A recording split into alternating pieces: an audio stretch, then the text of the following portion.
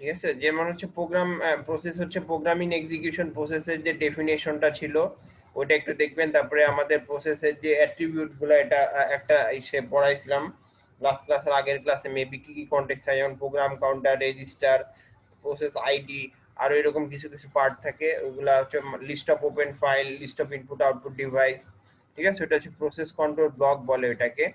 ওই জিনিসটা দেখবেন, ওটা ড্র করতে বলতে পারে, ড্র দা প্রসেস কন্ট্রোল ব্লক এরকম আসতে পারে। এরপরে যেটা সেটা হচ্ছে আমাদের প্রসেসের স্টেট গুলো আর কি, এটা খুব ইম্পর্টেন্ট, এটা কিন্তু আপনার আসার সম্ভাবনা খুব বেশি। প্রসেসের স্টেট যেমন হচ্ছে নিউ, রেডি, রানিং, ঠিক আছে, ওয়েটিং, টার্মিনেটেড, এই জিনিসগুলা আপনি এখান থেকেও করতে পারেন, বা আরেকটা যেটা লেকচার দিয়ে করাইছিলাম ওখানে বই থেকে ওইটাও করতে পারেন। ঠিক আছে, এরপর এটার সাথে ফিগারটা ড্র করবেন। এটা গেল প্রসেস স্টেট। আর প্রসেস কন্ট্রোল ব্লক তো বললাম, প্রসেস কন্ট্রোল ব্লকের ফিগার এখানেও আছে বা আগের ক্লাসটাতেও পাবেন। আর এটা কি পড়াইছি, প্রসেসের সুইচ, এটা পড়তে হবে। প্রসেস সুইচ যেমন মনে করেন যে P0 একটা প্রসেস, ঠিক আছে, আর P1 একটা প্রসেস। আচ্ছা, এটা শেষ তাহলে। এরপর হচ্ছে প্রসেস শিডিউলিং কি পড়াইছিলাম মনে হয় লাস্ট ক্লাসে, তাই না? জি স্যার। হ্যাঁ স্যার পড়ানো হয়েছে। প্রসেস শিডিউলিংটা ইম্পর্টেন্ট। প্রসেস শিডিউলিং বলতে আপনার হচ্ছে জাস্ট প্রসেস শিডিউলিং এর এরকম আসতে পারে যে রিপ্রেজেন্টেশন একটা ফিগার ছিল, এই ফিগারটা, এটা হচ্ছে শিডিউলিং এর রিপ্রেজেন্টেশন প্রসিডিউর, এই ফিগারটা আসতে পারে, বা প্রসেস শিডিউলিং কি সেটা আসতে পারে। ঠিক আছে, তো মিড টার্মে বেশি সম্ভাবনা আপনার এই প্রসেস শিডিউলিং কিভাবে রিপ্রেজেন্ট করে এটা যদি বলে, তাহলে ফিগার দিয়ে আপনার অত ডিসক্রাইব করা লাগবে না, জাস্ট ফিগারটা দিয়ে বলে দিলে হবে আর কি। মিডে যেহেতু আমাদের মার্কস কম। ঠিক আছে, এরপরে হচ্ছে আমাদের প্রসেস শিডিউলিং, এটা তো গেল। তারপরে প্রসেস ক্রিয়েশন, এটা খুব ইম্পর্টেন্ট একটা জিনিস। প্রসেস ক্রিয়েশনটা মানে কিভাবে প্রসেসকে বা define the process, the procedure of process creation, বা প্রসেস ক্রিয়েশন সম্পর্কে লিখতে বলতে পারে, write a short note on process creation. সেক্ষেত্রে প্রসেস এখানে যেভাবে আছে এভাবে জাস্ট পয়েন্ট আউট করে বলে দিলে হবে। ঠিক আছে, যেমন প্যারেন্ট প্রসেস থেকে চাইল্ড প্রসেস ক্রিয়েট হচ্ছে, like a forming a tree, এবং হচ্ছে আপনার এই প্রসেসের ট্রিটা, সরি, এই প্রসেসের যে প্রসেসগুলো ক্রিয়েট হচ্ছে তাদের একটা আইডেন্টিফাইড আইডি থাকে, যেমন প্রসেস আইডি থাকে। রিসোর্স শেয়ারিং কিভাবে হয়, এক্সিকিউশন এটা কিভাবে হচ্ছে। ঠিক আছে, এরপর হচ্ছে অ্যাড্রেস স্পেস, ইউনিক্স এক্সাম্পল, শেষ প্রসেস ক্রিয়েশন, এবং সাথে একটা ফিগার আছে। এই ফিগারটা হচ্ছে ড্র করা ট্রাই করবেন প্রসেস ক্রিয়েশনের ক্ষেত্রে। ঠিক আছে, প্রসেস ক্রিয়েশনটা ইম্পর্টেন্ট, এটা অবশ্যই দেখতে হবে। প্রসেস টার্মিনেশন কি পড়াইছি লাস্ট ক্লাসে? না স্যার। হ্যাঁ, মানে এটা পড়াই নাই, এটা আজকে পড়াবো। তারপর হচ্ছে ইন্টার প্রসেস কমিউনিকেশনও পড়ানো হয় না, এটাও পড়াবো আজকে।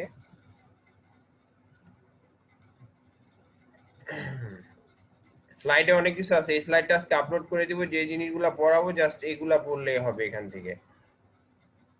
এই স্লাইডটা আপলোড করা আছে, স্লাইড লেকচার 3 টা স্যার। এটা কি আপলোড করা আছে?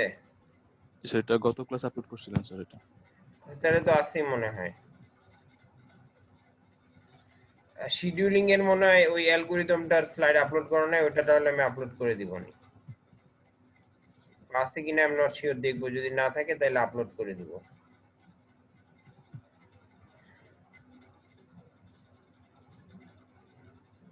হ্যাঁ, এখান থেকে আমরা এগুলাই দেখবো আজকে।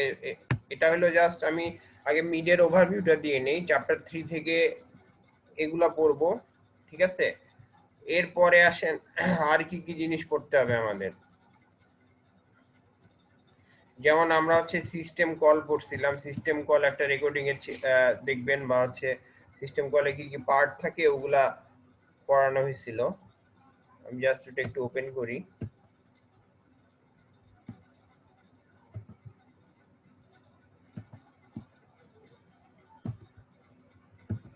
হ্যাঁ, সিস্টেম কলের থেকে কিছু জিনিস পড়ানো হয়েছিল, মানে সিস্টেম কলের স্টেপ গুলা, বা সিস্টেম কল কাকে বলে। In computation system call is how a program request a service from an operating system kernel. ঠিক আছে, মানে কার্নেলে কোনো যে কোনো রিকোয়েস্ট কিভাবে এক্সিকিউট করে, সেটা হচ্ছে সিস্টেম কল আর কি। এই জিনিসটা পড়ানো হয়েছিল, এটা ইম্পর্টেন্ট মিডের জন্য। আর অপারেটিং সিস্টেম সার্ভিস এটা পড়াইছিলাম, কিন্তু এটা মিটের জন্য অতটা ইম্পর্টেন্ট না, জাস্ট একটু দেখে যান আর কি, যে দেখে যান বলতে সার্ভিস গুলা কি। হ্যাঁ, কারণ এরকম কোশ্চেন তো মিটে আসবে না, মিটে তো সব শর্ট টাইপের কোশ্চেন আসে আর কি। যেমন program execution, input output operation, file system manipulation, মানে এই যে এই পয়েন্টগুলা অপারেটিং সিস্টেম কি কি সার্ভিস আছে এটা জাস্ট একটু মনে রাখবেন, ঠিক আছে? ডেসক্রিপশন পড়া দরকার নাই। আর এরপরে যে যেরকম বললাম প্রসেস কন্ট্রোল ব্লক, যেটা যে অ্যাট্রিবিউটস অফ প্রসেসগুলো নিয়ে প্রসেস কন্ট্রোল ব্লক ক্রিয়েট হয়, এটা অলরেডি বলে ফেলছি, ঠিক আছে? Process ID, program counter, process state, register, list of open file, list of open device, এগুলো আর কি। যে প্রসেস কন্ট্রোল ব্লকের ফিগারটা এখানে দেওয়া আছে, এগুলো পড়ানো হয়েছে, এগুলো অলরেডি আমি বললামও। যে প্রসেস স্টেট এটাও বলে আসছি, এটাও একটু দেখবেন, ঠিক আছে? এগুলাই মোটামুটি। আর একটা বেসিক জিনিস যেটা আমি পড়াইছিলাম একদম ভেরি বিগিনিং এ, সেটা হচ্ছে আপনাদের অপারেটিং সিস্টেম কাকে বলে, মানে হচ্ছে অপারেটিং সিস্টেম জিনিসটা কি, ঠিক আছে? Intermediary between the user and the hardware, এরকম একটা ডেফিনেশন পড়াইছিলাম। ডেফিনেশন বলতে জাস্ট যেহেতু অপারেটিং সিস্টেম, বেসিক কোশ্চেন একটা থাকবে যে ডিফাইন অপারেটিং সিস্টেম, এক মার্কের সংজ্ঞা হয়তো থাকতে পারে, ঠিক আছে? তারপরে হচ্ছে আপনার অপারেটিং সিস্টেমের গোল দেখছিলাম আমরা, 3টা গোল থাকে এবং 5 মেজর অ্যাক্টিভিটিস থাকে, ওগুলা দেখবেন। আর হচ্ছে different type of operating system পড়ছিলাম, যেমন হচ্ছে আমার হচ্ছে প্রথমে কি ছিল, real time operating system, embedded operating system, smart card operating system, 3 রকমের অপারেটিং সিস্টেম দেখছিলাম, এটা একদম শুরুর দিকে। তো এটা থেকে কোশ্চেন আসতে পারে যে describe different type of operating system, বা write short note on different type of operating system, বা অপারেটিং সিস্টেমগুলোর নাম দিয়ে বলা থাকতে পারে যে এই অপারেটিং সিস্টেমগুলোকে ডিসক্রাইব করতে বলতে পারে, এরকম হইতে পারে, বুঝতে পারছেন? তো এইগুলাই হচ্ছে মোটামুটি সাজেশন আর কি মিডের জন্য। কারো কোনো কোশ্চেন আছে? বুঝতে পারছেন যেগুলা বললাম? ভাইবার জন্য কি এগুলো পড়বো? হ্যাঁ, ভাইবার জন্য এগুলা পড়বেন। আর আরেকটা জিনিস হচ্ছে আপনাদের এক্সাম হবে 15 মার্কসের, আগের মতোই 15 মার্কসের এক্সাম হবে। পেপার লিখবেন আর কি, লিখে গুগল ক্লাসরুমে আপলোড করে দিবেন। আগে সেমিস্টারে হয়তো আপনারা দিচ্ছেন, জানেন। গুগল ক্লাসরুমে আমি এক্সাম ক্রিয়েট করে দিব, আপনাকে 24 ঘন্টা আগে কোশ্চেন দেওয়া হবে। যেমন 2 তারিখে এক্সাম হলে আমি 1 তারিখে কোশ্চেন দিব আর কি, ঠিক আছে? 1 তারিখে কোশ্চেন দিব, আর 2 তারিখে ধরেন 6টা থেকে ভাইবা শুরু করব, মানে ভাইবার আগে সবাই সাবমিট করে শেষ করবেন। জি স্যার। এটা আর কি, এটা হচ্ছে 15 মার্কের, আর 5 মার্কসের ভাইবা। যদিও মান বন্টনে 5 মার্কসের ভাইবা, কিন্তু এখানে একটা জিনিস নোটেবল, যেটা হচ্ছে যে ধরেন আপনি 15 মার্কস অ্যান্সার করলেন কিন্তু ভাইবাতে কিছুই পারলেন না, সেক্ষেত্রে আপনি যে 15 পাবেন সেরকম কিন্তু না, আপনি কিন্তু 12 বা 13 এরকম কমেও যেতে পারে আপনার মার্কস। এই জিনিসটা মাথায় রাখবেন, বুঝতে পারছেন? এরকম যদি হয়, সাপোজ আমার এক ফ্রেন্ড লিখছে, আমি ওটা দেখে টোটাল লিখে দিলাম, আমি তো 15 পাচ্ছি শিওর, এরকম কিন্তু না। একটু স্টাডি করে লিখবেন, আপনি যেটা লিখবেন ওইটার উপরে কিন্তু আমি কোশ্চেন করবো, আপনি যেভাবে লিখছেন, ঠিক আছে? কারণ এটা দেখলে বোঝা যাবে আসলে কি লিখছেন, বা কারো থেকে কপি করা হয়েছে কিনা, বা নিজের মতো লিখলে বোঝা যাবে। এই জন্য আপনার চেষ্টা করবেন নিজে একটু স্টাডি করতে, স্টাডি করে লিখতে, সেই ক্ষেত্রে ভাইবাটা ভালো হবে। আর আরেকটা জিনিস মনে করেন যে দুইজনই একই সেম জিনিস লিখছেন, একজন ভাইবাতে খারাপ করছেন সে হয়তো 13 পাইছেন, আরেকজন ভাইবাতে ভালো করছেন সে 18 পাইছেন, এরকম হবে, মানে সেম জিনিস লেখার পরেও। তো এই জিনিসটা একটু আগে থেকে আমি বলে দিলাম, এটা কিন্তু মাথায় রাখবেন, বুঝতে পারছেন? মানে আমি ভাইবার উপরে টোটাল 20তে মার্কিং করব, ভাইবা এবং রাইটিং দুইটা মিলায়। এ বিষয়ে কেউ কিছু বলবেন বা কোনো জানা আছে কিনা এক্সামের মান বন্টন বিষয়ে? স্যার এগুলো স্যার প্রথম ক্লাসে বলা হয়েছিল স্যার।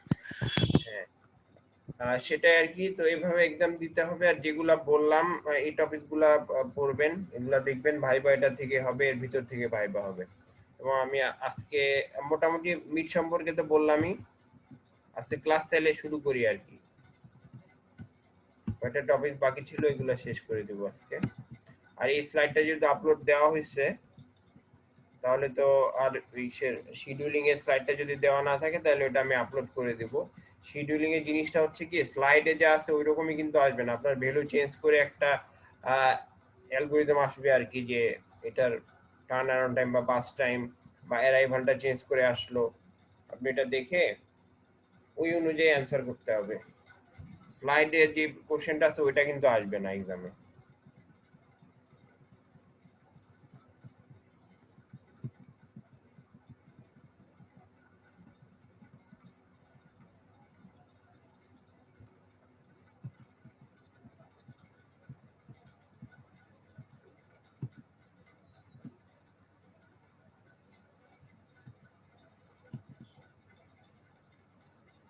আচ্ছা আচ্ছা, আজকে যেটা দেখবো সেটা হচ্ছে প্রসেস টার্মিনেশন। আমরা তো প্রসেস ক্রিয়েশন দেখলাম, যে হচ্ছে যে কোনো প্যারেন্ট প্রসেস তার চাহিদা অনুযায়ী বা তার ওয়ার্কিং ডিমান্ড অনুযায়ী একটা চাইল্ড প্রসেস ক্রিয়েট করতে পারে প্যারেন্ট প্রসেস।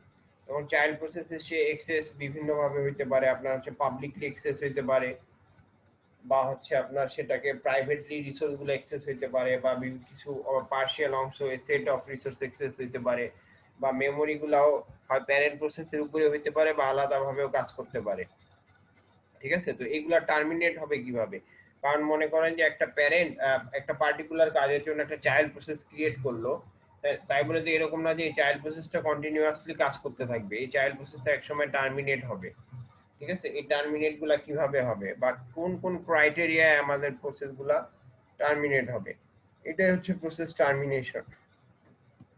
ঠিক আছে, প্রসেস এক্সিকিউট লাস্ট স্টেটমেন্ট, এখানে বলছে process execute last statement and ask the operating system to delete it। ঠিক আছে, এখানে হচ্ছে এক্সিট জিনিসটা হচ্ছে আমার একটা কমান্ড, এক্সিট কমান্ডের মাধ্যমে এটা ডিলিট করে দেয়, তাই বলতেছে আর কি the process execute last statement and ask the operating system to delete it. মানে একটা প্রসেস যখন ক্রিয়েট হয় সে যখন ইচ্ছা তখনই ডিলিট করতে পারবে না। তার যদি টাস্কটা, যেই টাস্কের জন্য তাকে অ্যাসাইন করা হয়েছে সেই টাস্কটা যদি সে কমপ্লিট করে, সেই ক্ষেত্রে সে হচ্ছে অপারেটিং সিস্টেমের কমান্ডের জন্য ওয়েট করতে হবে। অপারেটিং সিস্টেম যখনই তাকে ডিলিট করবে বা এক্সিট করার কমান্ড দিবে তখনই সে ডিলিট হবে। এই জন্য এখানে বলছে যে process execute last statement. Last statement বলতে যতগুলা টাস্ক অ্যাসাইন করা ছিল সেইটার একদম লাস্ট স্টেটমেন্টটা পর্যন্ত সে এক্সিকিউট করে ফেলবে, মানে তার টাস্ক অলরেডি ডান। তখন সে হচ্ছে আস্ক করবে অপারেটিং সিস্টেমকে, হ্যাঁ, ask the operating system to delete it. Operating system তখন পারমিশন যদি দেয় সেই ক্ষেত্রে সেটা ডিলিট হয়ে যাবে বা টার্মিনেট হয়ে যাবে। বুঝতে পারছেন? আর টার্মিনেটটা দুই ভাবে হইতে পারে।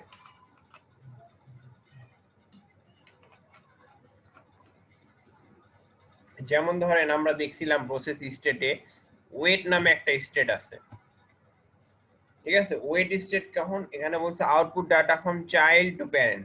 মানে সাপোজ একটা প্যারেন্ট একটা চাইল্ড ক্রিয়েট করলো, ওই চাইল্ডটা ক্রিয়েট করে প্যারেন্ট ইজ ওয়েটিং, প্যারেন্ট কি জন্য ওয়েট করবে যে চাইল্ড থেকে আমি আমার এক্সিকিউশন রেজাল্টটা, মানে যেই কাজের জন্য আমি চাইল্ড ক্রিয়েট করছিলাম, চাইল্ডকে যেই কাজের জন্য অ্যাসাইন করা হয়েছিল সেই রেজাল্টটা আমি হচ্ছে চাইল্ড থেকে যতক্ষণ না পাচ্ছি ততক্ষণ আমি ওয়েট করতেছি, মানে অপারেটিং সিস্টেম ওয়েট, প্যারেন্টটা ওয়েট করতেছে। বুঝতে পারছেন? যেমন আমরা দেখছিলাম প্রসেস স্টেটে একটা ওয়েটিং স্টেট আছে, কিছু কিছু সময় কোনো কোনো প্রসেস ওই ওয়েটিং স্টেটে ওয়েট করে আরেকটা প্রসেসের রেজাল্টের কারণে। এরকম হইতে পারে যদি কোনো প্যারেন্ট কোনো চাইল্ডের উপরে ডিপেন্ড করে, কোনো চাইল্ড প্রসেসের এক্সিকিউশন রেজাল্টের উপরে ডিপেন্ড করে, সেই ক্ষেত্রে প্যারেন্ট প্রসেসটা ওয়েটিং এ থাকবে এবং চাইল্ড প্রসেসটা এক্সিকিউশন বা রানিং অবস্থায় রান করতে থাকবে যতক্ষণ পর্যন্ত রেজাল্টটা আমি প্যারেন্টকে না দিব। ঠিক আছে, প্যারেন্টকে না দিব তখন সে ওয়েটিং অবস্থায় থাকবে, রেজাল্ট পাইলে সে আবার রেডি কিউতে যায়, আবার সিরিয়াল দিবে এক্সিকিউট হওয়ার জন্য। এটা হচ্ছে একটা ক্রাইটেরিয়া।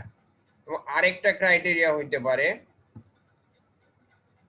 যে হচ্ছে process resource are deallocated by operating system. Process resource are deallocated by operating system. Suppose আমাদের যে প্রসেসটা যে কাজ করতেছিল এটা হচ্ছে অবশ্যই কোনো একটা রিসোর্সের ভিত্তিতে কাজ করতেছিল, নাহলে প্রসেস তো আর এমনি ফাঁকা কাজ করবে না, এটা যে কোনো একটা রিসোর্সের করসপন্ডিং এ সে কাজটা করতেছিল। কারণ যে রিসোর্সটা সে হোল্ড করে থাকবে, অপারেটিং সিস্টেম যদি ওই রিসোর্সটাকে ডিঅ্যালোকেটেড করে দেয় তার মানে হচ্ছে সে আর ওইখানে নো লঙ্গার এক্সিস্ট, কাজ করতে পারবে না। ধরেন একটা মেমোরির উপরে সে কাজ করতেছিল বা ওই মেমোরিটা সে হচ্ছে প্রসেস থেকে অপারেটিং সিস্টেম যা ডিঅ্যালোকেট করে দিল, বা প্যারেন্টের মেমোরি শেয়ার করে কাজ করতেছিল কিন্তু ওই প্যারেন্টের মেমোরি থেকে তাকে ডিঅ্যালোকেট করে দিল, যদি এরকম হয় সেক্ষেত্রে প্রসেসটা টার্মিনেট হয়ে যাবে।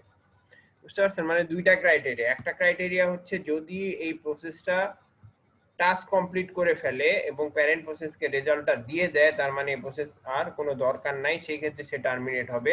এবং আরেকটা কন্ডিশন হচ্ছে কোনো প্রসেস যদি একটা রিসোর্স বা হচ্ছে যে কোনো রিসোর্সের উপরে বসে যদি সে কাজটা করতেছে, যেগুলা রিসোর্সকে সে অ্যালোকেট করা হয়েছিল, ওই রিসোর্সগুলো যদি সে ডিঅ্যালোকেট করে দেয় তাহলে আর তার কোনো কাজ করার অপশন থাকবে না, সেক্ষেত্রে সে এটা মানে একটা অটোমেটিক্যালি টার্মিনেট হয়ে যাচ্ছে আর কি।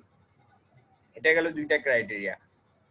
আরেকটা হচ্ছে প্যারেন্ট মে টার্মিনেট চাইল্ড এক্সিকিউশন আর কি। যেমন parent May terminate execution of children process, children process গুলাকে প্যারেন্ট কয়েকটা ভাবে টার্মিনেট করে দিতে পারে। ঠিক আছে, এখানে হচ্ছে এটাকে বলা হচ্ছে অ্যাবর্ট কমান্ড। অ্যাবর্ট কমান্ডের মাধ্যমে টার্মিনেট করে দিতে পারে। অ্যাবর্ট বলতে বোঝায় যে সাপোজ কোনো একটা প্রসেস এক্সিকিউশনে আছে, তো ওই প্রসেসের যে রেজাল্টটা দিছে ওই রেজাল্টটা আমি জাস্ট নিয়ে নিলাম, নিয়ে প্রসেসটাকে আমি টার্মিনেট করে দিলাম, এটাকে বলে অ্যাবর্ট। মানে আমি জাস্ট তার আউটপুটটা নিলাম, নিয়ে তাকে ভ্যানিশ করে দিলাম, এটা হচ্ছে অ্যাবর্ট। এখানে বলছে চাইল্ড এক্সিডেড অ্যালোকেটেড রিসোর্স। ঠিক আছে, যেমন চাইল্ড যে আমার প্যারেন্টের রিসোর্সটা হোল্ড করেছিল সেটাকে এক্সিড করে দিলাম, এটাকে আমি আউট করে দিলাম, ইনক্লুডিং আর থাকলো না। Task assign to child is no longer required. এবং আরেকটা ক্রাইটেরিয়া দেখা গেল যে আমি যে প্যারেন্ট প্রসেস হিসেবে চাইল্ড প্রসেসকে কিছু টাস্ক অ্যাসাইন করছিলাম, সেটা হচ্ছে আমি নো লঙ্গার রিকোয়ার্ড, মানে এটাকে আমি আপনার হচ্ছে আর দরকার হচ্ছে না আর কি, ওর কাছ থেকে রেজাল্টটা যখন আমি নিয়ে নিলাম তখন আর এটাকে দরকার হচ্ছে না, সেই ক্ষেত্রে আমি এটাকে টার্মিনেট করব। আরেকটা ক্রাইটেরিয়া হইতে পারে ইফ প্যারেন্ট ইজ এক্সিস্টিং, যদি আমার প্যারেন্টও থাকে কিন্তু some operating system do not allow child to continue if its parent terminate all children terminated, এটাকে বলে ক্যাসকেডিং টার্মিনেশন। মানে সাপোজ দেখা গেল যে প্যারেন্ট প্রসেস কিছু চাইল্ড প্রসেস ক্রিয়েট করছে, কারণ অপারেটিং সিস্টেম তো প্রসেস ক্রিয়েট করে কিছু টাস্কের জন্য, স্পেসিফিক কিছু টাস্কের জন্য প্রসেসটাকে ক্রিয়েট করে। ঠিক আছে, মনে করেন একটা প্রসেস, এটাকে অপারেটিং সিস্টেম ক্রিয়েট করছে, মানে এই প্রসেসটা আবার দেখলো যে এর আন্ডারে আমার হচ্ছে কিছু চাইল্ড প্রসেস দরকার। ঠিক আছে, সেক্ষেত্রে এই মেন প্যারেন্ট প্রসেসটা দেখা গেল কিছু চাইল্ড প্রসেস সে ক্রিয়েট করতেছে, হ্যাঁ, একটা ট্রি এর মধ্যে কিছু চাইল্ড প্রসেস ক্রিয়েট করলো, বাট অপারেটিং সিস্টেম মনে করলো যে আমার এই প্যারেন্ট প্রসেসটাকে আমার আর দরকার নাই, মানে এই প্যারেন্ট প্রসেসটাকে সে বাদ দিয়ে দিচ্ছে, মানে যে টাস্কের জন্য ক্রিয়েট করছিল সেই টাস্ক অলরেডি ডান, অতএব এটাকে আর মানে এক্সিস্টেন্স দরকার নাই। সেই ক্ষেত্রে কিন্তু এই চাইল্ড প্রসেসগুলো অটোমেটিক্যালি ভ্যানিশ হয়ে যাবে, কারণ প্যারেন্ট প্রসেসই যদি ভ্যানিশ হয়ে যায় অপারেটিং সিস্টেম অবশ্যই এই চাইল্ড প্রসেসকে আর অ্যালাউ করবে না, সেই ক্ষেত্রে চাইল্ড প্রসেসটাও ভ্যানিশ হয়ে যাবে। বুঝতে পারছেন, এই জিনিসটাকে বলা হচ্ছে ক্যাসকেডিং টার্মিনেশন। যদি আমার সাপোজ দেখেন কি বলছে, প্যারেন্ট যদি এক্সিস্ট হয় সেই ক্ষেত্রে কিছু চাইল্ড ক্রিয়েট হবে। এখন ওই প্যারেন্টকে যদি আমার ডু নট অ্যালাউ, এই প্যারেন্টটাকে যদি আমি টার্মিনেট করে দেই, মানে অপারেটিং সিস্টেম যদি টার্মিনেট করে দেয় প্যারেন্টকে, বা কোনো কারণে যদি প্যারেন্টটা টার্মিনেট হয়ে যায়, তাহলে অপারেটিং সিস্টেম এই চাইল্ড প্রসেসকেও আর অ্যালাউ করবে না এক্সিস্টিং কাজের জন্য, মানে চাইল্ড প্রসেসগুলো অটোমেটিক্যালি ডিলিট হয়ে যাবে। এই জিনিসটাকে বলে ক্যাসকেডিং টার্মিনেশন। বুঝতে পারছেন, এটা একটা টার্মিনেশনের ইস্যু আর কি।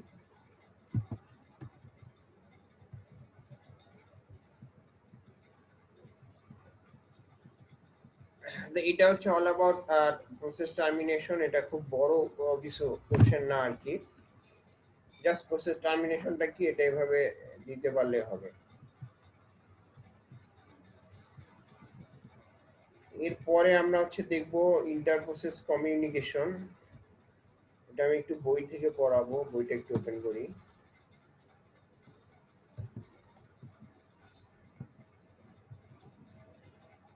আমাদের মোটামুটি এইগুলা ছাড়া, অ্যালগরিদম গুলা ছাড়া একটু থিওরিটিক্যাল টাইপের কোশ্চেন, সবই একটু কনসেপচুয়াল আর কি।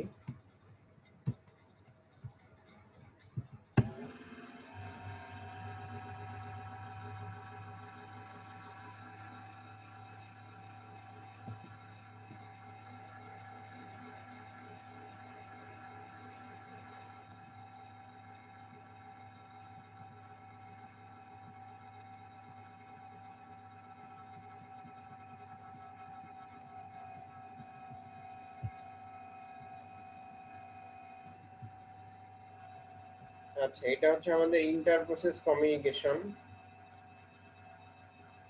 ইন্টার প্রসেস কমিউনিকেশন মানে হচ্ছে আমাদের যে ভিতরে প্রসেস গুলো থাকে, একটা প্রসেসের সাথে আরেকটা প্রসেসের বা সাব প্রসেসের যে কমিউনিকেশন গুলো হয় সেটা আসলে কিভাবে হয় ওইটা আমরা একটু দেখবো ইন্টার প্রসেস কমিউনিকেশনের মাধ্যমে।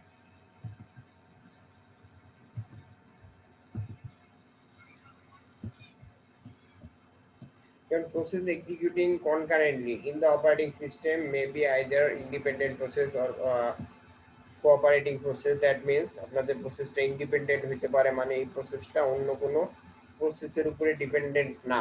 যেমন আমরা প্রসেস স্টেটে দেখছিলাম যে আমাদের রানিং অবস্থা থেকে সরাসরি যখন টার্মিনেটে চলে যায় কিছু প্রসেস, তার মানে হচ্ছে এটা ইন্ডিপেন্ডেন্টলি কাজ করে, অন্য কোনো প্রসেসের উপরে বা অন্য কোনো রেজাল্টের অপারেশনের উপরে ডিপেন্ড করে না, অতএব এটা কোনো ওয়েটিং অবস্থাতেও থাকবে না। এই জিনিসগুলো কিন্তু আপনার হচ্ছে ইন্ডিপেন্ডেন্ট প্রসেস গুলো। আর কিছু আছে কোঅপারেটিং প্রসেস, যেটা হচ্ছে একটা প্রসেস আরেকটা প্রসেসের রেজাল্টের উপরে ডিপেন্ড করে, বা এদের মধ্যে রেজাল্ট বা এক্সিকিউশনের ইনফরমেশন গুলো আদান প্রদান করা হয় আর কি। এখানে বলছে a process is independent if it can not affect or to be affected by the other process executing in the system, মানে যেটা আমি বললাম এই প্রসেস ইন্ডিপেন্ডেন্ট কখন হবে, যদি এটা অন্য আরেকটা প্রসেস দ্বারা এফেক্ট না হয় বা প্রভাবিত না হয় এক্সিকিউশনের সময়, সেটা হচ্ছে আমার ইন্ডিপেন্ডেন্ট প্রসেস। আর কোঅপারেটিভ প্রসেসটা হচ্ছে কি, if it can not effect a process is cooperating if it cannot affect or be affected by other process executing in the system।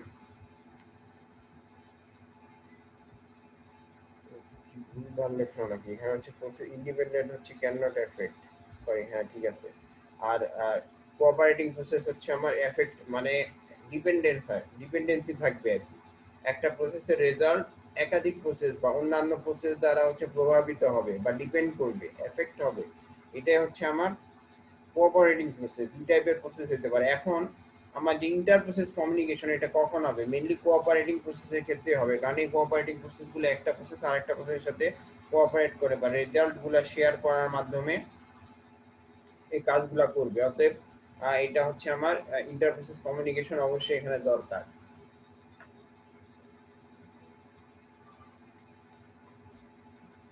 বুঝতে পারছেন, এটা হচ্ছে আমরা কোঅপারেটিং। এরপরে হচ্ছে কোঅপারেটিং প্রসেসগুলো কি করে, there are several reason for providing an environment that allows process cooperation.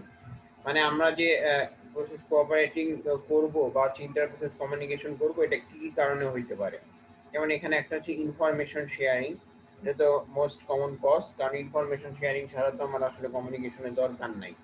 Since several users may be interested in the same piece of information, we must provide an environment to allow concurrent access to such information। মানে হচ্ছে দেখেন, একই কাজ same কাজ দেখা গেল প্রতিটা প্রসেসে আলাদা আলাদা ভাবে যদি আমরা যদি ইন্ডিপেন্ডেন্ট করি, দেখা গেল এই একই কাজের জন্য আমার অনেক প্রসেস ক্রিয়েট করা লাগতেছে। কিন্তু এরকম যদি হয় যে আমি একটা কমন প্রসেস ক্রিয়েট করলাম, যে প্রসেস একবার কাজ করলে এই সবগুলা ইউজার রিকোয়ারমেন্ট ফুলফিল হয়ে যাচ্ছে, ঠিক আছে, সেই ক্ষেত্রে কিন্তু আমার এই ইনফরমেশন শেয়ারিং এর জন্য একটা প্রসেস দরকার। যেমন ধরেন যে একটা P1 যদি একটা প্রসেস হয়, তো এই প্রসেসটা দেখা গেল যে এই কাজটা করবে, তো এই কাজটা হচ্ছে অন্যান্য সব প্রসেসে দরকার হচ্ছে, ঠিক আছে। P1 প্রসেসের সবগুলা টাস্ক দেখা গেল অন্যান্য সব প্রসেস এক্সেস করবে। তো সেই ক্ষেত্রে তো আমার প্রতিটা প্রসেসের জন্য সেম কাজ বারবার করলে আমাদের রিসোর্স হচ্ছে আমার ইউটিলাইজ হবে না, বা হচ্ছে এফিশিয়েন্ট ইউজ হবে না এবং কমপ্লেক্সিটি বাড়বে। এই জন্য আমি করবো কি, এই P1 প্রসেসটাকে আমি একটা কমন প্রসেস ধরে এই P1টার সাথে অন্যান্য যে প্রসেসগুলো ক্রিয়েট হচ্ছে তাদের একটা কমিউনিকেশন সিস্টেম করে দেবো, মানে ইনফরমেশনটা শেয়ারিং করে দেবো। এই জন্য আমার হচ্ছে ইন্টার প্রসেস কমিউনিকেশনটা দরকার। এটাই বলতেছে যে ইনফরমেশন শেয়ারিং কেন দরকার আর কি, বা ইনফরমেশন শেয়ারিং জিনিসটা কি, ঠিক আছে। এরপরে হচ্ছে কম্পিউটেশন স্পিড আপ, যেটা বললাম মোটামুটি সেম জিনিসই। কম্পিউটেশন স্পিড আপ, আপনার প্যারালালি যদি অনেকগুলো প্রসেস রান করে, সেই ক্ষেত্রে যদি আমি সেম জিনিস বারবার করি, স্পিডটা অবশ্যই কমে যাবে। বা যদি আমি এরকম করি যে হচ্ছে সাপোজ একটা কাজের জন্য একটা প্রসেসই ক্রিয়েট হলো এবং এই প্রসেসটা রেজাল্ট পাওয়ার পরে অন্যান্য যে প্রসেসগুলোতে রিকোয়ার্ড সেই প্রসেসগুলোতে আমি পাস করে দিলাম, এই জিনিসটা। যেমন এখানে বলছে if we want a particular task to run faster, we must break it into subtasks, each of which will be executing in parallel with the others। ঠিক আছে, মনে করেন যে আপনি একটা টাস্কের জন্য অনেকগুলা প্রসেস ক্রিয়েট করছেন, বা একটা প্রসেসেরই সিকোয়েন্সিয়ালি অনেকগুলা টাস্ক অ্যাসাইন করা আছে। এখন যদি এরকম হয় একটা কাজ সিকোয়েন্স 1 আগে হয়ে গেল, এরপরে সিকোয়েন্স 2 হচ্ছে, 3 হচ্ছে, তার মানে কি পরবর্তী প্রসেসগুলোকে আমার ওয়েট করতে হচ্ছে। এখন এই 1 2 3 এভাবে যদি ওয়েট করতে হয়, তাহলে দেখা যাচ্ছে যে আমার অনেক বেশি আপনার হচ্ছে টাইম কনজিউমিং, কারণ 1 2 3 একটা একটা করে আসবে, এক্সিকিউট হবে, পরের গুলা ওয়েট করবে, এভাবে আমাদের একটু টাইম কনজিউম হয়ে যাচ্ছে। কিন্তু আমি যদি এরকম করি, প্রতিটা প্রসেসকে একই সাথে প্যারালালি কাজ করাই, ঠিক আছে, যেমন ধরেন যে 1 2 3 তিনটা প্রসেসকে আমি প্যারালালি কাজ করাচ্ছি, তাহলে 1 2 3 তিনটা প্রসেস যদি প্যারালালি কাজ করে, 3 4 চারটা প্রসেস যদি প্যারালালি কাজ করে, হ্যাঁ, তো দেখা যাবে কি আমার যে প্রসেস 1 এ যে রেজাল্টটা পাচ্ছে এটার সাথে প্রসেস 2 এর সাব প্রসেস 2 এর একটা কমিউনিকেশন থাকবে, ঠিক আছে। তারপরে আবার এই যে সাব প্রসেস 3 এটার একটা কমিউনিকেশন থাকবে, সাব প্রসেস 4 এটার একটা কমিউনিকেশন থাকবে। কারণ কি? কারণ আমরা একটা টাস্ককে প্যারালালি ভাগ করে দিলাম, মানে একটা প্রসেসের টাস্ককে সাব টাস্কে ভাগ করে দিলাম। এই সাব টাস্কগুলো হচ্ছে আমার প্যারালালি কাজ করতেছে, বুঝতে পারছেন? প্যারালালি কাজ করলে কি অবশ্যই একটার সাথে আরেকটার ইন্টিগ্রেশন বা হচ্ছে আমার একটা কমিউনিকেশন থাকতে হবে, নাহলে কোনটা ছন্নছাড়া হয়ে যাবে জিনিসটা আর কি, ঠিক আছে। তো এই জিনিসটা হচ্ছে আমার কম্পিটিশন স্পিড আপ হবে, কারণ আমি এই দেখেন একটা গিভেন টাইমের মধ্যে দেখা যাবে আমি পুরা কাজটা শেষ করে ফেলতে পারতেছি একটা নির্দিষ্ট সময়ের মধ্যে। কিন্তু আমি যদি এটা না করতাম, এভাবে যদি ব্রেকডাউন না করে দিতাম, তাহলে দেখা যেত 1 শেষ হবে, এরপর আবার 2 কাজ করবে, 3 কাজ করবে, 4 কাজ করবে, এরকম করে আমার টোটাল প্রসেসটা কাজ করতে একটা লম্বা সময় লেগে যাচ্ছে। প্যারালালি কাজ করার কারণে একটা গিভেন টাইমের মধ্যেই সবগুলা টাস্ক আমি পেয়ে যাচ্ছি, ঠিক আছে। এটা হচ্ছে আমার কমিউনিকেশনটা স্পিড আপ হচ্ছে। এখন এই প্যারালালি কাজ করার জন্য এদের মধ্যে একটা ইন্টার প্রসেস কমিউনিকেশন থাকতে হবে, বুঝতে পারছেন? এটা একটা জিনিস। এরপরে বলছে মডুলারিটি জিনিসটা কি। হ্যাঁ, মডুলারিটি জিনিসটা যেমন হচ্ছে we may want to construct a system in a modular fashion dividing the system function into separate process or thread. Multi thread আমরা পড়বো, আমরা আপনারা জাভাতে পড়ছেন কিনা I am not sure. Multi thread জিনিসটা, মাল্টি থ্রেড কি পড়ছেন আপনারা?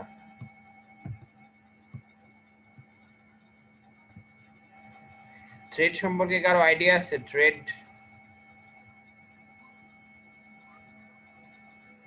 নাকি পড়েন নাই?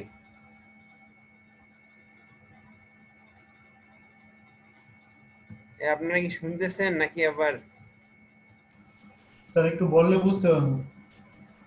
আচ্ছা পড়ছিলাম কিন্তু সঠিক খেয়াল নাই মনে হয়। আচ্ছা, ঠিক আছে, থ্যাংক ইউ, আমি বলতেছি। যেমন হচ্ছে থ্রেড জিনিসটা হচ্ছে আপনার কনকারেন্টলি অনেকগুলা কাজ করে, বুঝতে পারছেন? যেমন আমার যেমন নিড ফর স্পিড যে গেমটা আছে, বা ফিফা যদি কেউ খেলে থাকেন, সেক্ষেত্রে কি দেখা যায় যে আমি আমার একটা কন্ট্রোল থাকে একটা নির্দিষ্ট কার, হ্যাঁ, আমার যে গাড়িটা থাকে ওই গাড়িটায় আমার কন্ট্রোল থাকে, কিন্তু আশেপাশে যে কনকারেন্টলি কিন্তু অন্যান্য গাড়িগুলো আমার সাথে রেস করতেছে, এটা একটা থ্রেডের এক্সাম্পল।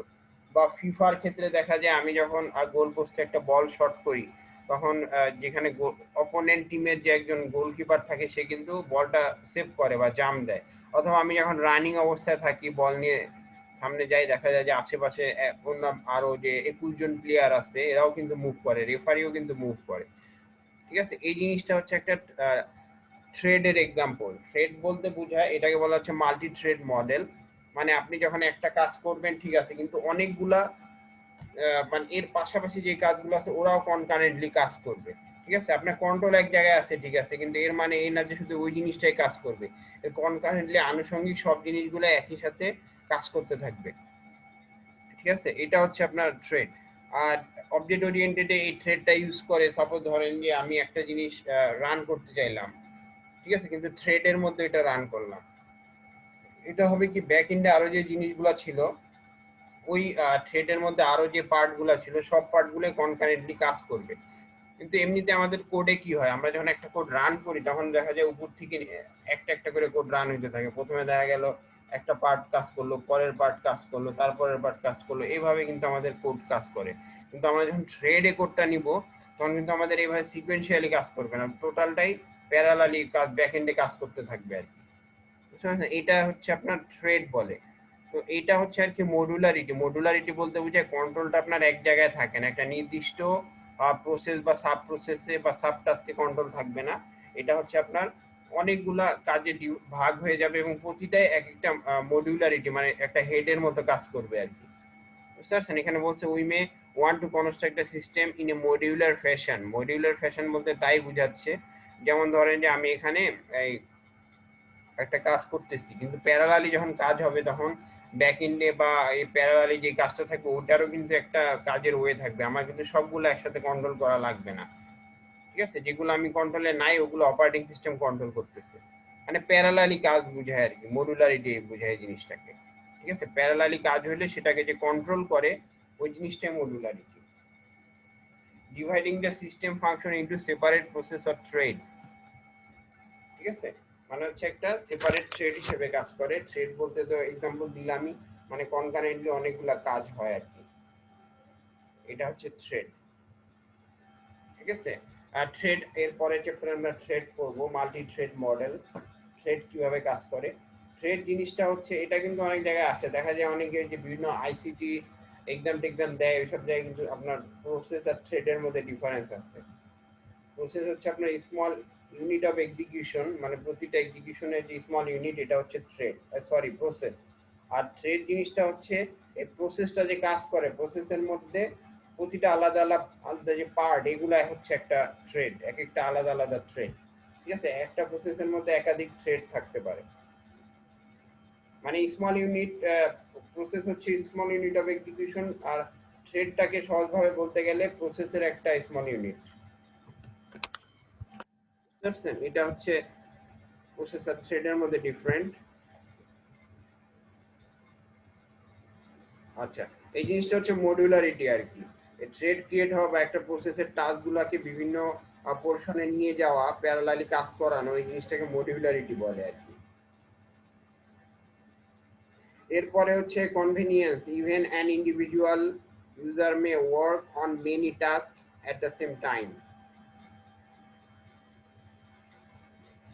যেমন এটা সব পুরাটাই হচ্ছে প্যারালালি একটা, টোটালটাকে একসাথে আমরা বলতে পারি একটা প্যারালালি কাজ আর কি। হ্যাঁ, প্যারালাল কাজগুলো হওয়ার জন্যই আমার এই ইন্টারফেস কমিউনিকেশনটা দরকার। কনভেনিয়েন্স জিনিসটাও এরকম, even an individual user May work on many task at the same time. যেমন এখানে মনে করেন যে আমি জুম অ্যাপস এর মাধ্যমে আপনাদের একটা জিনিস মানে ক্লাসটা নিচ্ছি, এবং এরপরে দেখা যায় যে এটা হচ্ছে কি একটা ফোকজিট রিডার, একটা অ্যাপ্লিকেশন, মানে দুইটা অ্যাপ্লিকেশনে কনকারেন্টলি কাজ করতেছে, এটা আপনার একটা কনভেনিয়েন্সের এক্সাম্পল হতে পারে। বুঝতে পারছেন, মানে even an individual user May work on many task at the same time. তো এই কাজগুলো করার জন্য আমার হচ্ছে অপারেটিং সিস্টেমের ইন্টারপ্রসেস কমিউনিকেশন মেকানিজমটা অবশ্যই দরকার। ঠিক আছে, এর first one information sharing. Information sharing যদি না করেন তাহলে এই কোনো এই নিচের এই তিনটার একটাও হবে না।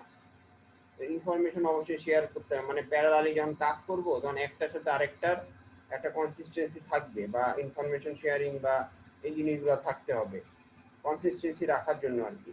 এরপরে যে কমিউনিকেশন স্পিড আপ, যে কোনো একটা প্রসেস দ্রুত কাজ করে এটার জন্য এটা হচ্ছে আমার ইন্টারপ্রসেস কমিউনিকেশন দরকার। এরপর হচ্ছে মডুলারিটি। মডুলারিটি বলতে ওই প্যারালাল কাজ করাটাকে বোঝাচ্ছে, মানে একটা প্রসেসের যে সাব পার্ট গুলা থাকে সেটা কনকারেন্টলি কাজ করে, এটাই হচ্ছে মডুলারিটি, মানে অনেকগুলা হেডের মধ্যে থাকে আর কি। এরপরে হচ্ছে আপনার কনভেনিয়েন্স, যেটা এটাও একই জিনিস, মানে সেভারাল টাস্ক যদি একসাথে করেন সেক্ষেত্রে আপনি হয়তো একটা টাস্কে কন্ট্রোল আছে কিন্তু অন্যান্য টাস্কগুলো কাজ করতেছে, এটা হচ্ছে আপনার একটা কনভেনিয়েন্স আর কি। ঠিক আছে, এখন ইন্টারপ্রসেস কমিউনিকেশন জিনিসটা দুইভাবে হইতে পারে। দুইভাবে বলতে একটা হচ্ছে আপনার শেয়ার মেমোরি অ্যাপ্রোচ, আর একটা হচ্ছে মেসেজ পাসিং অ্যাপ্রোচ। আপনারা 11 সেমিস্টারে গেলে একটা জিনিস পাবেন যে distributed system, parallel and distributed system. ঠিক আছে, ওইখানে এই শেয়ার মেমোরি অ্যাপ্রোচ আর মেসেজ পাসিং অ্যাপ্রোচ এটা ডিটেলস অনেক কিছু আছে আর কি, এটা নিয়ে আলাদা আলাদা চ্যাপ্টারই আছে। ঠিক আছে, মানে বিভিন্ন সিস্টেমের মধ্যে কিভাবে শেয়ার মেমোরি এবং মেসেজ পাসিং এর মাধ্যমে কাজটা হয়। শেয়ার মেমোরি বলতে আপনার বোঝায় যে একটা কমন মেমোরি থাকবে। সাপোজ আমি যদি দেখাই, এরকম যদি হয়,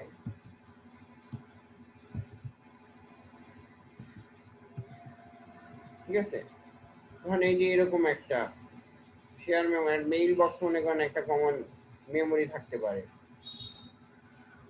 বুঝতে পারছেন, এখানে পি আর কিউ দুইজনই এটাকে শেয়ার করতেছে। এটা না দিয়ে আমি আরেকটা জিনিস দেখাই।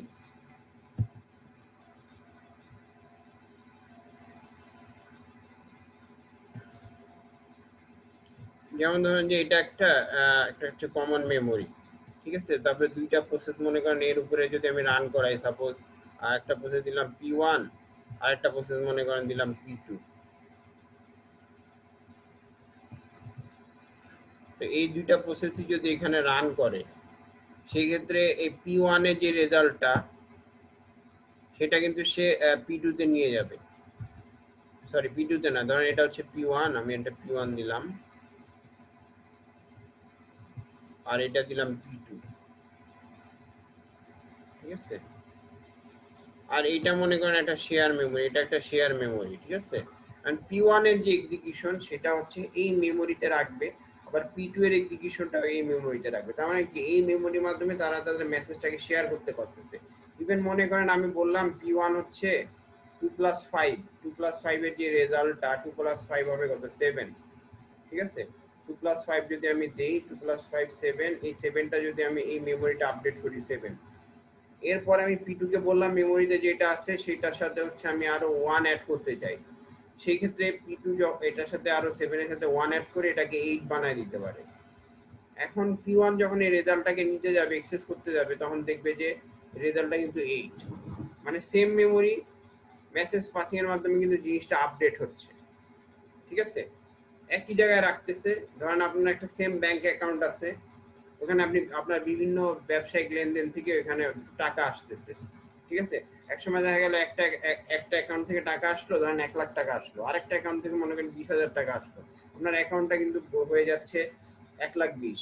আরেক জায়গা থেকে 50 আসলো, অ্যাকাউন্ট হয়ে যাচ্ছে 1,70,000, এরকম আর কি। মানে একটা কমন একটা শেয়ার মেমোরি থাকবে, এইখানে সব ইনফরমেশন গুলো আপডেট হবে। ফর এক্সাম্পল এটা বললাম, এটা হচ্ছে শেয়ার মেমোরি অ্যাপ্রোচ,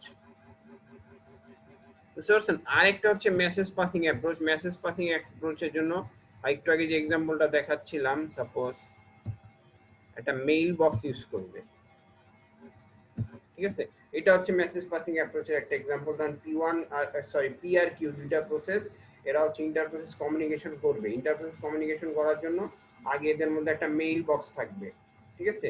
এই মেইল বক্সে ধরেন P1 একটা মেসেজ পাঠাইলো, P1 সাপোজ ধরেন যে একটা মেসেজ এই মেইল বক্সে নিয়ে গেল, তারপরে মেইল বক্স কি করবে, মেইল বক্স ওটা আবার ওটা আবার কিউ কে ডেলিভার করবে। এটা হচ্ছে আপনার মেসেজ পাসিং অ্যাপ্রোচের একটা এক্সাম্পল। মানে দুইটা প্রসেস আপনার মেইল বক্সের মাধ্যমে মেসেজ পাসিং করবে আর কি, বুঝতে পারছেন। ফর এক্সাম্পল দেখি এখন এখানে কি বলে। The share memory model, a region of memory that is shared by cooperating process is established, মানে যে প্রসেস গুলো এটার সাথে যুক্ত থাকবে তারাই আর কি এটা শেয়ার মেমোরি অ্যাপ্রোচটা ইউজ করবে। এবং মেসেজ পাসিং মডেলে communication takes place by means of message exchange between the cooperating process. মানে কোঅপারেটিং প্রসেস বলতে ডিপেন্ডেন্ট প্রসেস গুলা আমার কি ভাবে এইটা মানে আউটপুট গুলা শেয়ার করতে পারবে, ঠিক আছে। সাপোজ প্যারেন্ট প্রসেস চাইল্ড প্রসেসের মধ্যে ইন্টার প্রসেস কমিউনিকেশন হইতে পারে, বা প্যারালাল দুইটা প্রসেসের মাধ্যমে ইন্টার প্রসেস কমিউনিকেশন হইতে পারে, এর বিভিন্ন ভাবে হইতে পারে আর কি। এখন এই কমিউনিকেশন গুলার মিডিয়াম হচ্ছে শেয়ার মেমোরি আর মেসেজ পাসিং। এখানে কিন্তু একটা জিনিস লক্ষণীয়, যেটা হচ্ছে আমাদের কিন্তু কোঅপারেটিং প্রসেসের ক্ষেত্রে কিন্তু হচ্ছে, আমরা কিন্তু দেখি দুই টাইপের কাজ হইতে পারে, একটা হচ্ছে ইন্ডিপেন্ডেন্ট প্রসেস আর একটা হচ্ছে কোঅপারেটিং প্রসেস। কোঅপারেটিং প্রসেসের ক্ষেত্রে কেবল ইন্টার প্রসেস কমিউনিকেশন হবে, এবং এটা হচ্ছে আমার দুইটা হইতে হবে, শেয়ার মেমোরি অথবা মেসেজ পাসিং অ্যাপ্রোচ। কোশ্চেন এরকম যদি কোশ্চেন হয় যে শেয়ার মেমোরি অ্যাপ্রোচ আর মেসেজ পাসিং অ্যাপ্রোচ কেন আপনার হচ্ছে কোঅপারেটিং প্রসেসের মধ্যে হয়ে থাকে, এটাও কিন্তু একটা কোশ্চেন হইতে পারে। কোশ্চেন হইতে পারে বলতে এটা আপনাদের একটা কোশ্চেন হইতে পারে, এক্সামে নাও আসতে পারে, ঠিক আছে। এটা কিন্তু অবশ্যই কোঅপারেটিং প্রসেসের মধ্যে হবে, নট ইন্ডিপেন্ডেন্ট প্রসেস।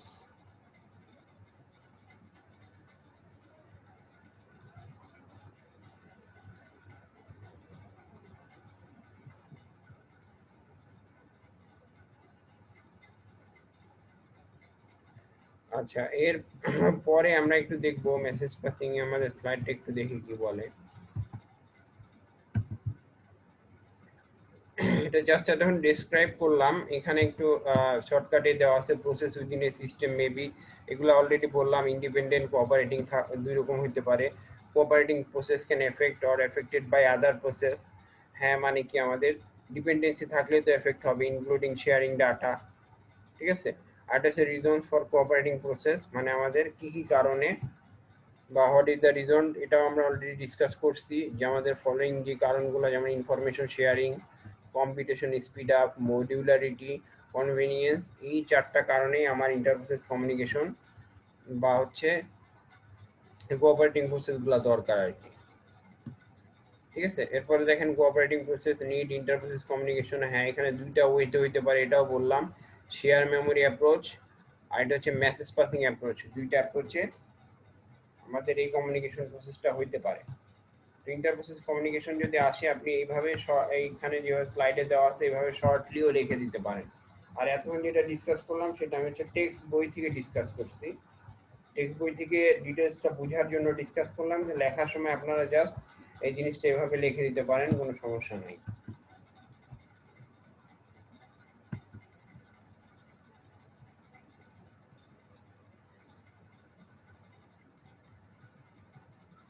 এখান থেকে দেখেন আরেকটা কোশ্চেন কিন্তু অলরেডি পড়া হয়ে গেছে আমাদের, কোঅপারেটিং প্রসেস কি বা ইন্ডিপেন্ডেন্ট প্রসেস কি। হ্যাঁ, কোঅপারেটিং প্রসেসের অ্যাডভান্টেজ গুলা কি। ইন্টারপ্রসেস কমিউনিকেশন আর কোঅপারেটিং প্রসেস কিন্তু দুটা একই অ্যান্সার হয়ে গেল আমাদের। ইন্টারপ্রসেস কমিউনিকেশন মানে যদি প্রসেসগুলো আপনার হচ্ছে কোঅপারেটিং প্রসেস হয়, ঠিক আছে, কোঅপারেটিং প্রসেস হইলে কিন্তু ইন্টারপ্রসেস কমিউনিকেশন গুলো ঘটবে এবং এখানে এই ফলোইং অপারেশন গুলো ঘটবে এবং এগুলা কিন্তু অ্যাডভান্টেজও বটে।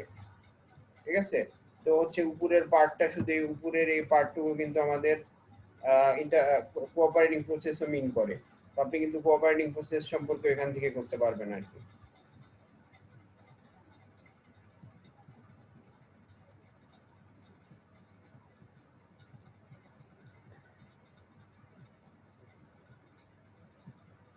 এরপরে আরেকটা আছে আমাদের হচ্ছে মেসেজ পাসিং। ইন্টারপ্রসেস কমিউনিকেশনে আমাদের মেসেজ পাসিং একটা অ্যাপ্রোচ আছে। ঠিক আছে, মেসেজ পাসিং অ্যাপ্রোচ জিনিসটা কি আর কি। এখানে হচ্ছে mechanism for process to communicate and to synchronize their action. Message passing যেটা, এটা হচ্ছে আপনার মিড টার্মের জন্য ইম্পর্টেন্ট না, এটা ফাইনালের জন্য ইম্পর্টেন্ট। ঠিক আছে, মেসেজ পাসিং এটা মিড টার্মে আসবে না। মিড টার্মের জন্য আজকে যেটা পড়াইলাম তার মধ্যে প্রসেস টার্মিনেশনটা দেখবেন, প্রসেস টার্মিনেশনটা মিড টার্মের জন্য ইম্পর্টেন্ট। ঠিক আছে, মিড টার্মের শর্ট বা যেগুলো পড়তে হবে মোটামুটি টপিকগুলো কিন্তু বলে দিছি, এগুলো একটু দেখবেন, বেশি টপিক না, অল্প জিনিসই।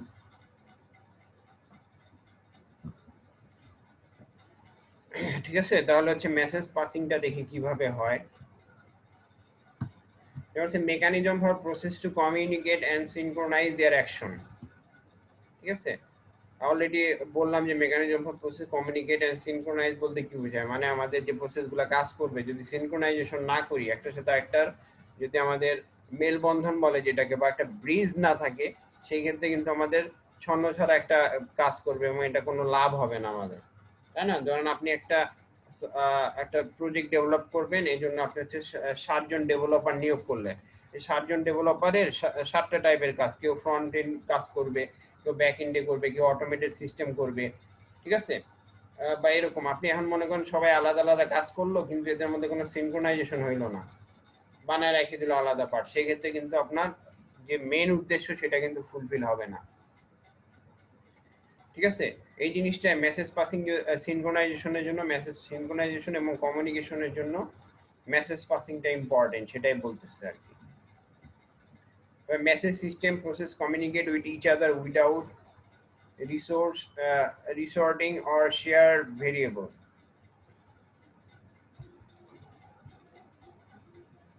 ঠিক আছে, দেখেন এখানে কি বলছে, মেসেজ সিস্টেমটা কিভাবে হবে, যে process communicate with each other without resorting to share variable. Resorting বলতে এখানে কি যে বুঝাচ্ছে, রিসর্টিং না, এটা ঠিক হবে আপনার হচ্ছে যে শেয়ার ভেরিয়েবলের মধ্যে আপনার হচ্ছে রিস্টোরিং জিনিস হবে, মেবি এখানে রিসর্টিং লিখছে, restoring to the share variable হওয়ার কথা আর কি। বুঝতে পারছেন, মানে আপনার যে মেমোরিটা যে শেয়ার করবে, সাপোজ কমন মেমোরি বা মেসেজটা যে শেয়ার করবে, এখানে রিস্টোরিং বলতে বোঝায় কোনো চেঞ্জ না করে আর কি। চেঞ্জ না করে এই শেয়ার ভেরিয়েবল গুলো একটার সাথে একটা মানে হচ্ছে মেসেজ পাসিং করবে। যেমন ধরেন যে পি যদি একটা প্রসেস হয়, তো এই পি প্রসেসটা যদি একটা মেসেজ পাঠায়, তো এই মেসেজটা যদি রিস্টোর করে দেয় তাহলে তো চেঞ্জ হয়ে যাবে, কারণ কিউ কে যে রেজাল্টটা যাবে ওই কিউ তো আর ওই রেজাল্টটা পাবে না, ঠিক আছে, চেঞ্জ রেজাল্ট পাবে। এই জিনিসটাকে বলতে সেটা কোনো চেঞ্জ হবে না বা রিস্টোরিং করবে না আর কি। রিসর্টিং মেবি রিস্টোরিং এর সিনোনাইমস হবে আর কি, ঠিক আছে। এরপর হচ্ছে inter process communication facility provides two operation, মানে আপনার অবশ্যই দুইটা অপারেশনে কাজ করবে, একটা হচ্ছে মেসেজ সেন্ড করবে, একটা হচ্ছে মেসেজ রিসিভ করবে, ঠিক আছে। এটা তো বোঝা যাচ্ছে একদম ইজি জিনিস, মানে যদি সেন্ড বা রিসিভ না হয় তাহলে তো আর কোনো কমিউনিকেশন হয় না। কমিউনিকেশনের দুইটা টার্মিনালে, একটা হচ্ছে মেসেজ সেন্ড হয় আর একটা টার্মিনালে মেসেজ রিসিভ করে, ঠিক আছে। এখন এই সেন্ড যে মেসেজটা হবে, সেন্ড মেসেজটা একটা ফিক্স সাইজ হতে পারে অথবা ভেরিয়েবল সাইজ, মানে এটা ডিফাইন্ড সাইজ হতে পারে, কনস্ট্যান্ট বা ভেরিয়েবল যেটা বলে আর কি। কনস্ট্যান্ট হলে একটা ফিক্স, আর ভেরিয়েবল হলে এটা সাইজ মে চেঞ্জ, ঠিক আছে। এবং অ্যাকর্ডিং টু এটা মেসেজ সাইজ আমার হচ্ছে রিসিভারও এই জিনিসটা রিসিভ করবে আর কি। আচ্ছা, এখানে একটা ইম্পর্টেন্ট জিনিস, সাপোজ ফর এক্সাম্পল যেটা আমি বললাম যে পিআর কিউ, একটু আগে যে এক্সাম্পলটা দেখাইলাম, একটা ফিগার লাইক দিস ফিগার, এখানে দেখেন পিআর কিউ দুইটা প্রসেস, এরা হচ্ছে মেসেজ শেয়ার করতেছে, ঠিক আছে। মেসেজ যদি শেয়ার বা মেসেজ পাসিং হয় সেই ক্ষেত্রে এটা কিভাবে কাজ করবে এটাই বলতেছে এখানে। যেমন হচ্ছে যদি পিআর Q wish to communicate they need to, তাদের কি কি করতে হবে, establish a communication link between them, ঠিক আছে। আর হচ্ছে exchange message via send or receive. এখন দেখেন এই ফিগার অনুযায়ী জিনিসটা কি,